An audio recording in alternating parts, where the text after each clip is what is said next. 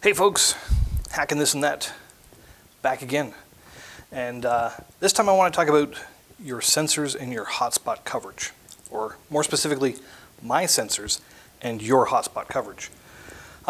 Here I am in the basement of a probably coming up on 180-year-old building located in the downtown core. Bit of a history lesson. The stone pile behind me here is believed to be part of a doorway to a series of underground tunnels that connected several establishments in this city during the days of Prohibition, including the church and the restaurant across the street that believed to be the stomping grounds of Capone when he was in town and would play cards in the basement across the street of the pub and then stay in the hotel that was upstairs.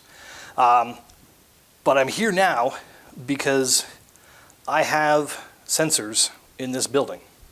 And while I do have a hotspot 5 stories up on the roof and probably another 4 meters above that, no, actually it's on top of the elevator shaft, so 15 meters above that. Is that about right? No. Either way, it's way the hell up there. I'm in a dead spot for my own hotspot. Now, I mention this because there are several other hotspots in this area, so many so that has driven the transmit scale of mine to an all-time low. But what I find ironic is despite all those hotspots, they offer zero value in coverage for me in this basement. Now, this is an extreme case. There should be reasonable amount of coverage if I was in a proximity, a perimeter room. Right now, I'm actually in the deep bowels of the basement. But it's important to bring this up because so many people are still bent out of shape on the 100-meter limit of your, witnessing for your proof of coverage. And frankly, I couldn't give a shit if you can hit 200 meters or 200 kilometers. The reality is I need coverage 30 meters across the street. So as a sensor owner, it is important to find good coverage, and when I can't find it, to build it myself.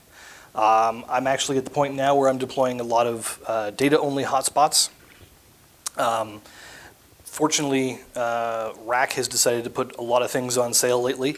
So this MNTD hotspot I managed to pick up on a wicked sale. And where I'm struggling right now, and I haven't decided what I'm going to do, is if I deploy this and be honest with where I've asserted it, I'm going to drive down the transmit scale of other hotspots in this area and never proof of coverage with them, because it is never going to be able to communicate outside of this basement, but it's going to be able to provide coverage for my sensors, which is what I need.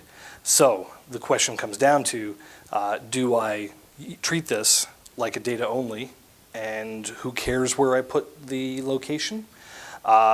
Or do I do the honest thing and say, yeah, it is here, and I'm having to put it here because nobody else can provide coverage for me, and hey, look, I'm moving data and you're not. So a number of sort of things I'm touching on here, but the important thing is the value of coverage. We have spent so much time chasing proof of coverage, and the entire 2022 year was based on the rat race of proof of coverage, rewards for proof of coverage, and fighting the system as to how to determine proof of coverage when people are fudging their location, flat out trying to cheat the system. And while rewards are still there for proof of coverage, they are low enough that I'm hoping that the general consensus of people is to start switching to, am I adding value to the network? Not that I want you to assume that this is going to replace all your rewards for proof of coverage. No, I don't want to pretend that that's going to replace it. I'm never going to deploy enough sensors to replace the proof of coverage rewards I've been getting on my hotspots, for the last year. But the reality is we are building a sensor network. So let's pretend like we're building a network that is supposed to service sensors. So think about your coverage, think about how you're setting up your hotspots, and I know I've used this term a lot, the bedroom window warriors. You can all just unplug your hotspots. I'm so done with those.